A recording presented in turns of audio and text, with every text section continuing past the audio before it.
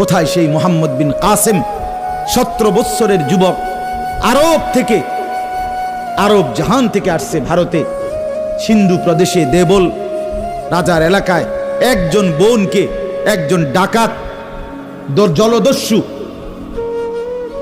একজন পানির ডাকাত জলদস্যু তৎকালীন জামানায় একজন মুসলিম বোনের গায়ের ওড়না ধরে টান দিছিল। তখন ওই বোন চিঠি পাঠাইছিল হাজ্জাজ ইবনে ইউসুফের কাছে আরব দেশে, হাজ্জাজ তুমি বেঁচে থাকতে তোমার মুসলিম বোনের গায়ের ওড়না ধরে টান দিছে বেঈমান কাফের, তুমি এর বদলা নিবা কিনা আমি শুনতে চাই। হাজ্জাজ ইবনে ইউসুফ আমরা কিতাবে পড়ছি এরকম চেয়ার ছেড়ে লাফ দিয়া দাঁড়াইয়া চিৎকার দিয়া বলছে, বোন আমার, গোটা আরবের সমস্ত মুসলমান যুবক প্রয়োজনে জান দিবে, আরবের সমস্ত যুবকের কলিজা যাবে, জান দেবে, শাহাদাত বরণ করবে প্রয়োজনে, তবু আমি তোমার এই বেইজ্জতির বদলা নেব।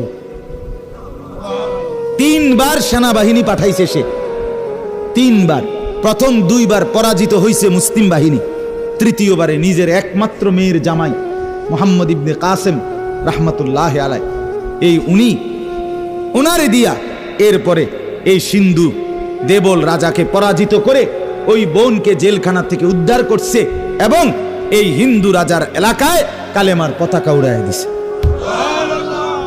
হ্যাঁ, সেখান থেকেই এই ভারতীয় উপমহাদেশে মুসলমানদের যাত্রা, ইসলামের সূচনা।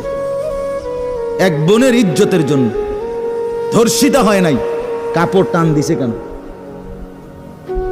খলিফা মুতাসিম বিল্লাহ, এক ইহুদি খলিফা মুতাসিম বিল্লাহ, মুসলমানদের একজন খলিফার নাম উমাইয়া খলিফা, ওনার আমলে একজন মহিলা ইহুদিদের এলাকায় গেছিল বাজারে, পর্দানসীন বোরখাওয়ালা নারী, ওই ইহুদি, দুষ্ট এক ইহুদি ওই মহিলার পিছন দিক দিয়া, বোরকার পিছনে কৌশলে পিছন দিক দিয়া গোপনে এমন এক রশি টান দিস বাঁধছে, রশি বাঁধ দেওয়ার কারণে মহিলা যখন সামনের দিকে আগাইছে তখন এই রশির টান লাগাতে মহিলার বোরকা উঠে গেছে উপরের দিকে সামান্য, উনি পড়ে গেছে। এই মহিলা ওই বাজারে চিৎকার দিয়া বলছে, ওয়া মুতাসিমা, হায় মুতাসিম তুমি কই? তোমার মুসলিম বোনকে বেইজ্জতি করছে। সাথে সাথে খলিফা মুতাসিম বিল্লাহ পুরা বাহিনী নিয়ে আইসা ওই ইহুদি অঞ্চল পুরা জ্বালায় ফেলছে। কথা ছিল এই, বা কথা ছিল এই, রক্ত আর আমাদের গায়রত আর আমাদের হারিয়ে ফেলেছি।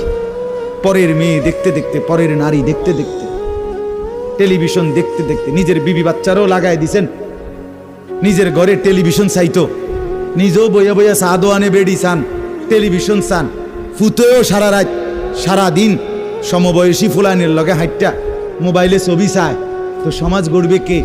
পরিবার নিরাপদ থাকবে কেমনে? কথা বলেন না কেন? বুড়ারাও সাদো আনে বেড়ি তো ঘরের টেলিভিশনে, ফুলা ফাইনে মোবাইলের আড্ডায়, তো মানুষ চরিত্রবান হবে কিভাবে? কমপক্ষে